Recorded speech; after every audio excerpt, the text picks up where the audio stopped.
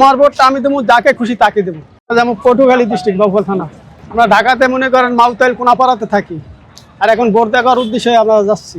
না, বিগত 17 বছরের মধ্যে মনে করেন কোনো ভোট মোট দিতে পারি নাই, ঠিক আছে, বছর দিতে পারবো রিল্যাক্স মনে করেন, এই কারণে আনন্দ ফুর্তি করে যাইতেছে, অনেক ভালো লাগতেছে। সেটাই ওনারও এই প্রথম ভোট আর কি, এসএসসি পরীক্ষার পরে, ঠিক আছে, উনি এই প্রথম ভোট যাওয়ার উদ্দেশ্য মনে করেন আমাদের একটা বাংলাদেশের নাগরিক হিসাবে মনে করেন একটা ভোট প্রাপ্য, ঠিক আছে, আমানত, এটা তো আমাদের দিতেই হবে অবশ্যই।